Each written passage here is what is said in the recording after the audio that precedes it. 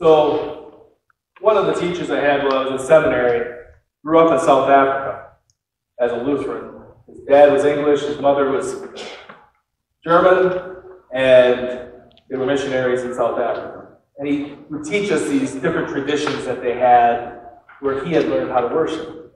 One of them was to use large pieces of scripture, the large parts of the Bible, but they would retell the story for the main portion, or for a large portion of it, just telling the story. And then would use a part of that scripture and read the part that was for that message for that day. And it would always open the same way. The reader would get up and he'd say, a story, and the congregation would reply, let it come, let it go. So I thought we would try that this morning, seeing as our scripture actually starts at chapter 39 and ends at the end of chapter 41. Now, if you would prefer, I could grab the entire thing and we can start reading, or I can retell the story. So a story.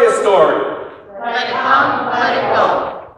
So when we last saw Joseph, his brothers had sold him into slavery, and they were taking him down to Egypt. And they sold him to a man named Potiphar. Now, he gets into Potiphar's house, and as he starts to do things, Potiphar realizes that God is with him. Everything that Joseph does seems to turn to gold. It goes right. So Potiphar puts him in charge of all the things in his household. Now, there was a problem. Joseph was a handsome man, very good looking, cut from the finest cloth. And he caught Potiphar's wife's eye. And she would chase him around. Come, lie with me. And he would look at her and say, how could I possibly do that? Look at all that your husband has given me, and you are his wife.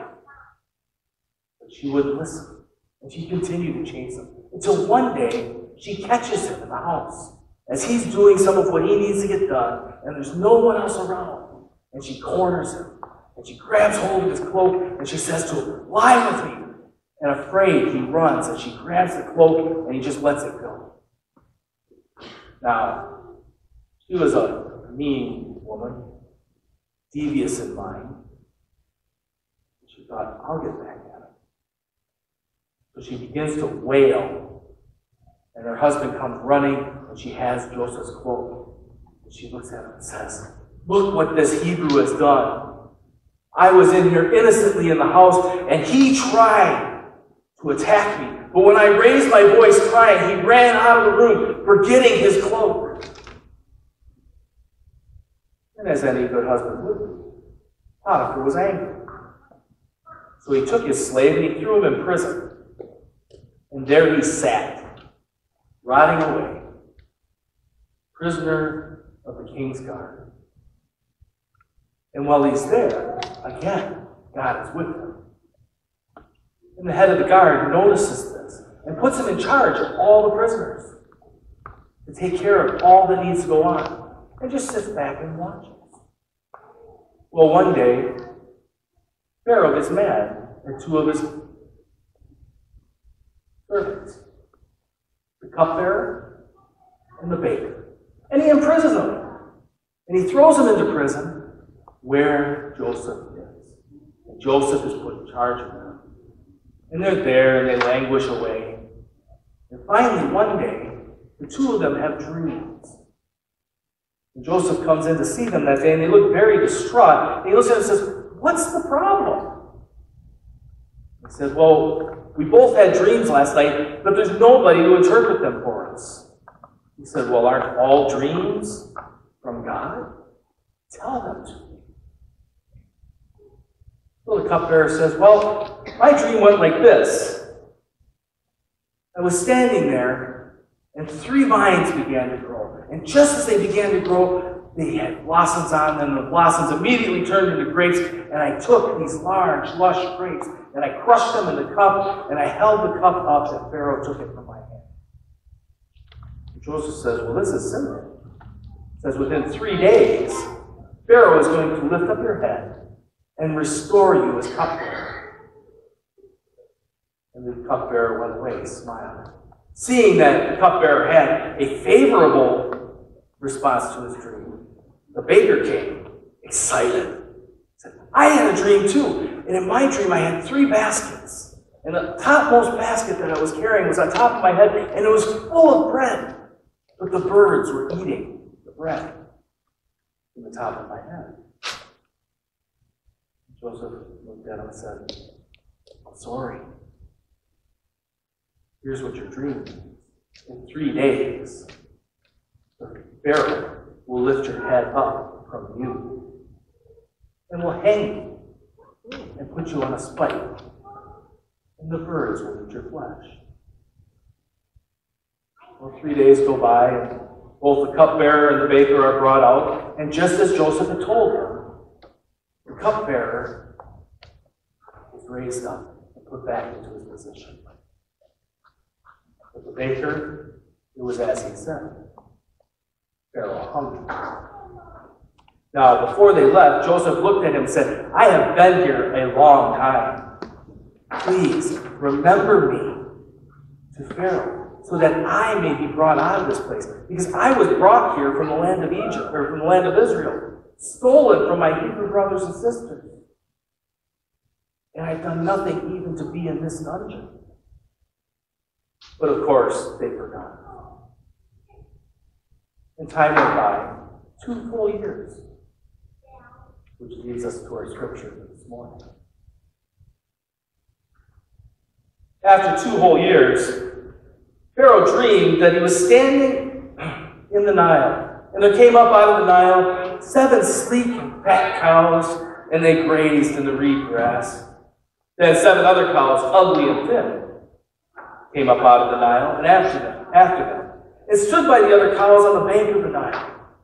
The ugly and thin cows ate up the 7 sleek cows, and Pharaoh, or sleek and fat cows, and Pharaoh awoke. Then he fell asleep again and dreamed a second time. 7 years of grain, plump and good, were growing on one stalk. Then 7 years thin and blighted by the east wind sprouted up next to them. The thin ears swallowed up the 7 plump and full ears, and Pharaoh awoke. And it was a dream. In the morning his spirit was troubled, so he called together all of the magicians of Egypt and all its wise men. Pharaoh told them his dream, but there was no one who could interpret it for Pharaoh. Then the chief cupbearer said to Pharaoh, I remember my faults today. Once Pharaoh was angry with his servant and put me and the chief baker in custody in the house of the captain of the guard. We dreamed on the same night, he and I, each having a dream with its own meaning. A young Hebrew was there with us, a servant of the captain of the guard. When we told him, he interpreted our dreams to us, giving an interpretation to each according to the dream. As he interpreted it to us, so it turned out. I was restored to my office, and the baker was hanged. Then Pharaoh sent for Joseph, and he was hurriedly brought out of the dungeon. When he had shaved himself and changed his clothes, he came before Pharaoh, and Pharaoh said to Joseph, I have had a dream. And he recalled the entire dream to Joseph. Joseph answered Pharaoh, it is not I, but God, who will give Pharaoh a favorable answer. Then Pharaoh said to Joseph, in my dream, I was standing on the banks of the Nile, and 7 cows, fat and sleek, came up out of the Nile and fed on the grass. Then 7 thin and ugly cows came up, so thin and ugly as had never been seen in the land of Egypt. The thin, ugly cows ate the first 7 fat cows, but when they had eaten them, no one would have known they had done so, for they were still ugly as before. Then I awoke. I fell asleep a second time, and I saw in my dream 7 years of grain, full and good, growing on one stalk, and 7 years withered and blighted by the east wind, sprouting up after. And the thin ears swallowed up the 7 good ears, but when I told it to the magicians, there was no one who could explain it to me. Then Joseph said to Pharaoh, Pharaoh's dreams are one and the same. God has revealed to Pharaoh what he is about to do. The seven good cows are 7 years, and the 7 good years are 7 years. The dreams are one. The 7 clean and ugly cows that came up after them are 7 years, as are the 7 empty years blighted by these wounds.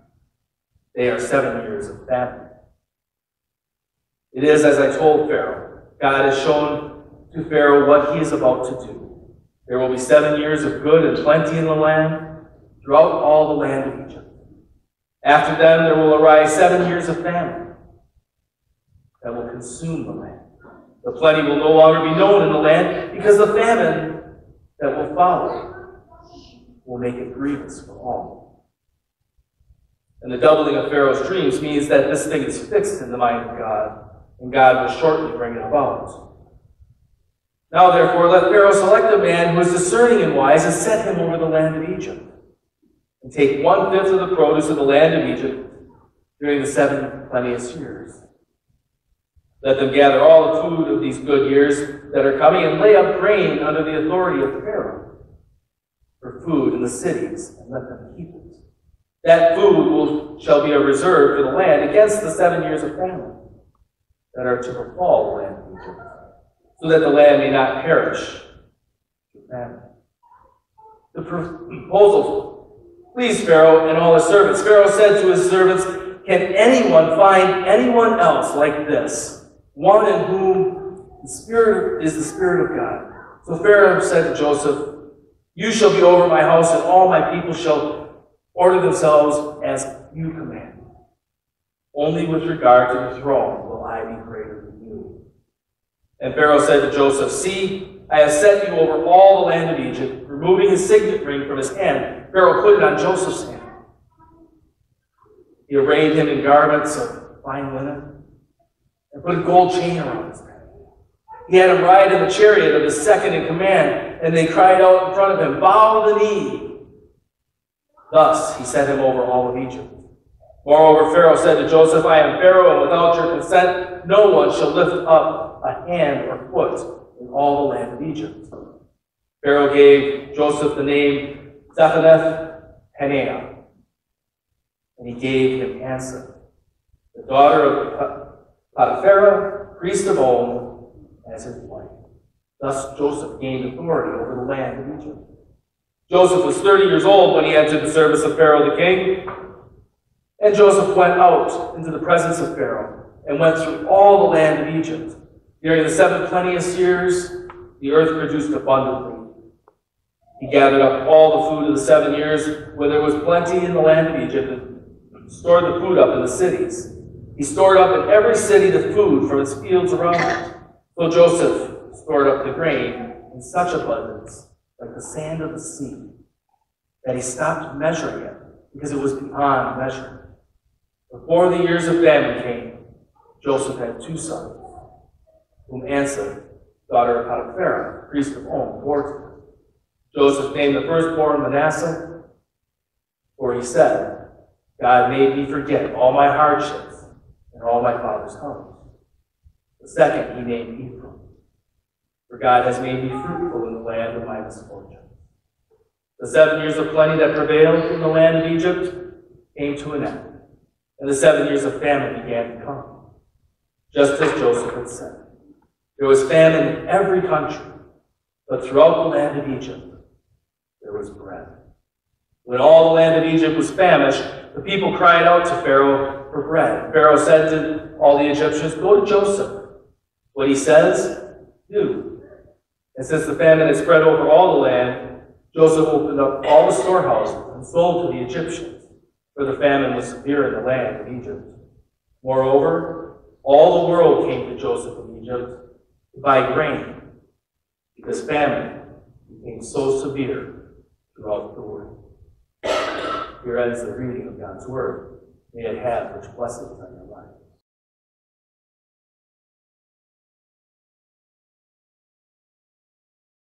So last week we talked about Joseph and his dream. Dreaming big, excited, and people didn't understand, thought him arrogant. His brothers send him away, sell him off. And he spends the next 15 years in prison as a slave in Egypt. Did you hear? He was 30 years old when Pharaoh raised him up. He was a teenager when his brothers sold him into slavery. 15 years.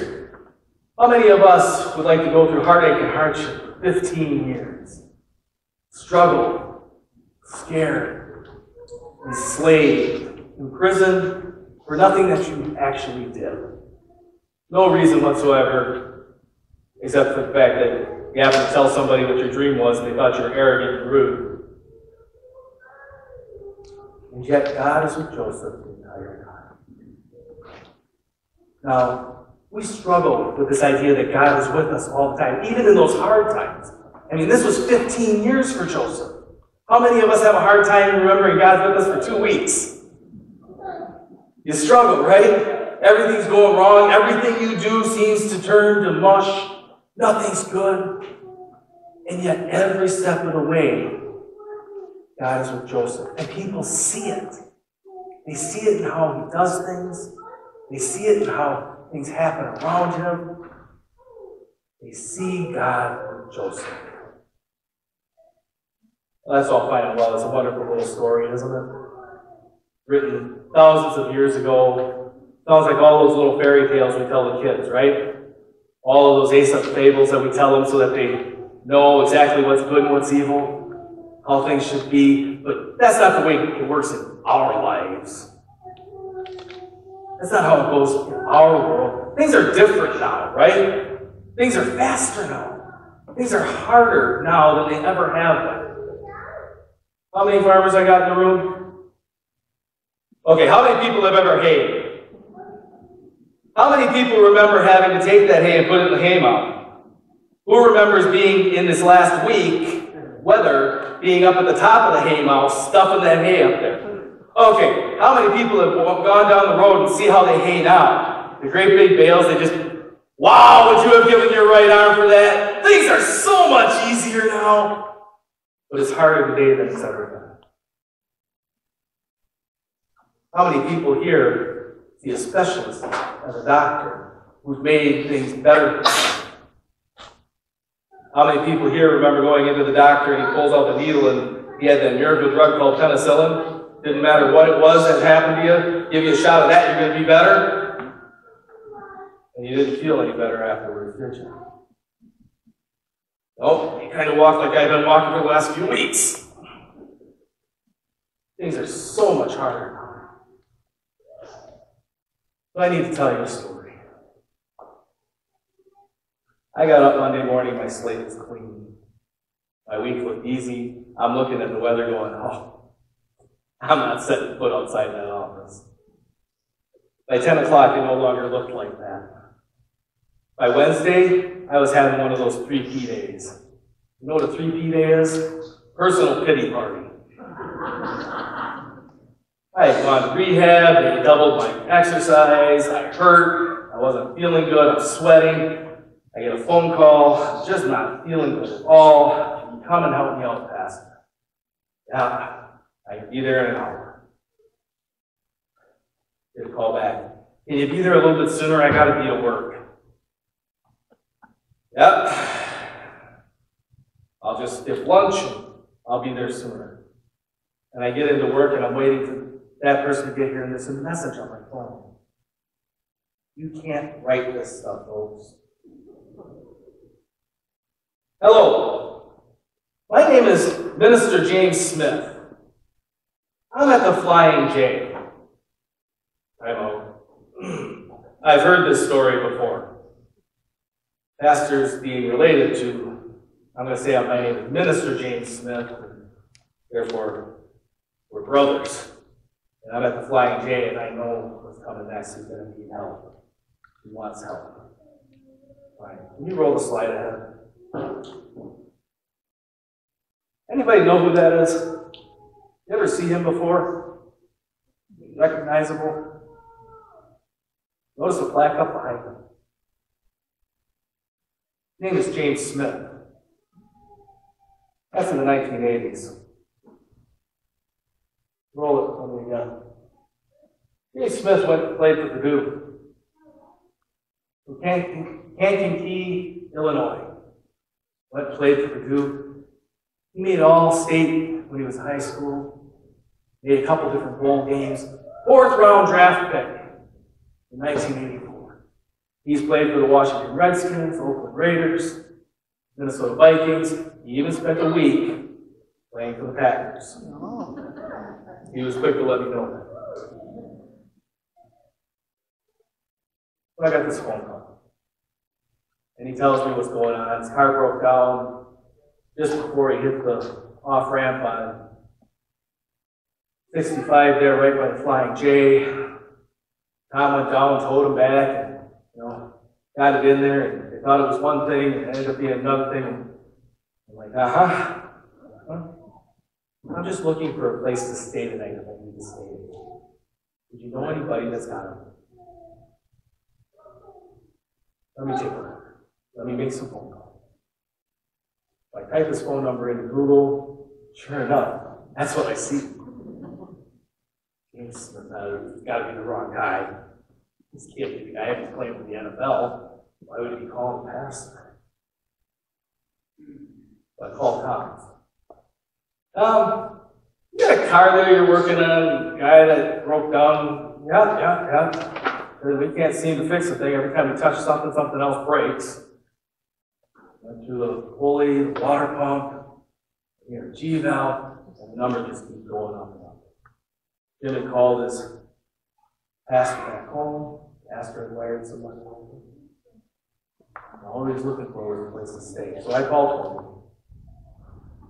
How do you feel about having some company tonight? A couple people you've never met, because he's got his auntie with him. His auntie is in a wheelchair, amputee. They're stuck out at the Flying J. Anybody ever sit at McDonald's at the Flying J for any period of time? Those are comfortable seats. They're staying there because it's Wednesday. Do you remember Wednesday? You walk outside and you had a nice clean shirt on, and then you take the shirt off as you're walking to the car and bring it out. How do you feel about having some company? Normally my mommy radar goes off right about now saying no. Not going to invite strangers. But we weren't feeling that way, so we said yes. So I go out, we plan on picking them up, giving them, bringing them in. So I go out to get Jim. This is Jim today. Jim's hit some hard times. Jim and I have a bunch of stuff in common. Jim is 100% Chicagoite. Trust me. Him and I talked. I was actually having fun. I lived in Milwaukee for a long time. I talked with these folks quite a bit. We're talking, I get to meet his aunt, pick him up, bring him back. Him and I go down to see Tom. Well, they finally got a car fixed. A little more expensive than we planned. Jim decides to drive home because he needs to go to work. He works at a drug and alcohol rehab facility. Volunteers a bunch of his time. Him and I are talking. He goes around as an inspirational speaker, talking about his life and all that's gone on. He's had it rough, folks. It wasn't good to start with before school. So he gets into high school. He's good at football. And then he said, I had a lot of really good years. And I chased all those worldly things. And he came crashing down around me. 7 good years. 7 bad years. He spent a lot of time after that because he chased that life. The drugs got him. The life got him. Then he had to sober up. He gave his life to God. He said yes. Now, here's the reason I tell you this story. I got to meet another part of our family. An amazing part. A man whose heart is huge, who gives as much as he can back to the world because he is so gracious for what God has done to him, even in those hard times. I got to meet his aunt. And his aunt is a spitfire. She will look at you and tell you, I have not lived a good life, boy. I lived. And she has fun with it.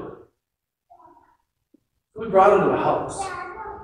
They ate supper with us. And he became a part of the family. Those two little boys, they didn't see color of skin. They didn't see an amputee. They just saw two people walking out. Zacchaeus and Elijah are all over them. No, that's not hard to believe, I know. But they became a part of the family right then and there. I've talked to Jim 3 times since then.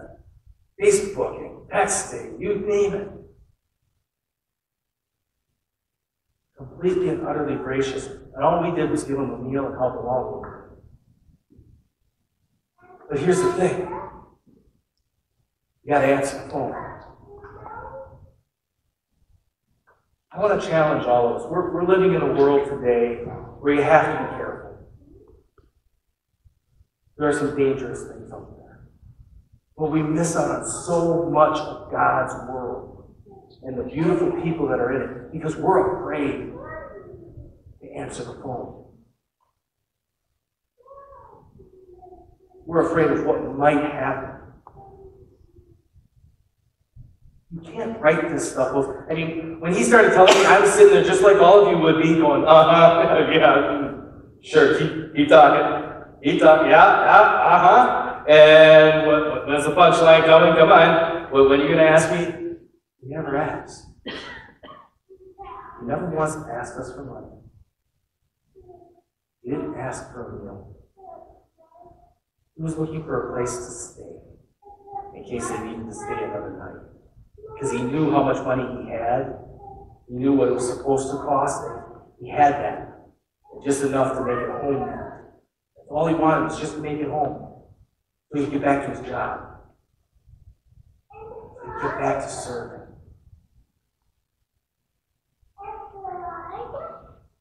Just gracious and loving and caring. You should have heard him beam about this place when we walked in. This is beautiful. I can feel God here. But you know what? You never get to meet that person if you don't pick up the phone. If you don't say yes and take the chance. God's family is so much larger than just this. How many people have met somebody that they never thought would they be friends with? And they're lifelong friends having met them once. You know, that first meeting you just know you're going to click. You didn't plan on meeting them, but they become lifelong friends. How many of us would have a place, a room in our house where somebody might be able to stay the night that's in a hard spot? I've been to church suppers. I know you can cook. Who could share a meal with somebody that's down and out? And this amazing thing happens. You meet somebody, it might be somebody you never want to see again, right? I've met a few of those. I won't tell you that I have not met more than a few people that have sat in my office that if I never meet them again, it's not going to break my heart. But every once in a while, God is right there. Sitting right between you, the joint family together. Roll back a picture. We don't look alike. We don't sound alike. We don't preach alike. Our faith is very different. He's a hallelujah, amen, which I know you guys think I'm a holy roller that way, but I'm telling you, I am not Jim. Jim's one of those that talks during prayer. Doesn't bother me. I'm good with it. It's his way of worshiping. We're as different as day and night. Except I still bleed the same way. We've got a lot of parts in common when it comes to that addiction thing. I put my pants on the same way he does. And I'd like to hope that I have a heart the way he does. That I can be gracious to the good times God has given me, those times of plenty. and even more gracious for those hard times where God has walked with me. So that I can take those hard times and walk into the lives of others, and share that. And let them see God at work, even in the hard times. It's not easy to find God when things are going rough, is it? When the world seems to be crashing down around you, and you look all around, you go, I don't see him here. I want you to do me a favor. Next time you're feeling really low, and you think your life is horrible, go to the nursing home. Do some visiting. Go up to the cancer ward. Meet some folks.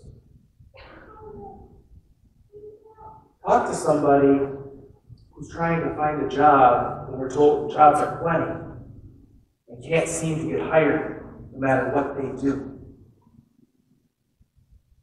Or a single mom was trying to figure out how to take care of 4 kids on minimum wage.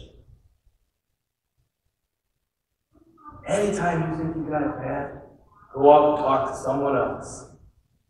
You'll find somebody who's got it worse. And you can look at it and go, at least God is with me this far. It could be worse. I could be in prison right now for something I didn't do. I could be hurting more than I am. I could live 4 hours away from Minneapolis and not be able to see a specialist. Go up to Duluth and see how long it takes to get an appointment with a specialist up there. You think it's bad here?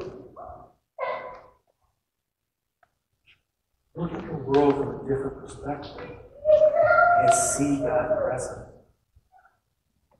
That was the beauty of talking to Jim. He saw God present, even in what was happening. And here's the interesting part about it. As I was talking to him, while he was sitting at Tom's, he picked up one of the Roberts flyers or brochures that they've got out with what's there. He was flipping through, trying to figure out what he was going to do about housing for the evening. I'll just call the church and see. I'll just see if there's another Christian out there that's willing to help. Something as simple as giving up a space to sleep. Now, mind you, he was going to have to sleep on the couch, but it would have been a place to stay. Ended up, he didn't even have to have that. You know the most interesting part about the entire story, folks? Who was the one who was blessed? Please, I'll tell you, I was struggling with this sermon. By Wednesday afternoon, I was having a hard time finding anything that was even remotely looking like, God is with us. It was hot, I was miserable, I got bad news from a very good friend. I run into Michael Connell, who asked me if I could do graveside yesterday, just one thing after another. And God chose to bless me.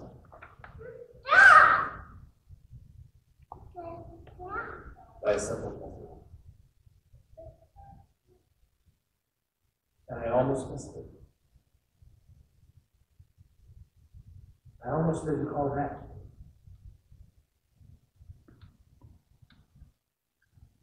I almost just let the message go. I could have deleted that message. It was gone for the day.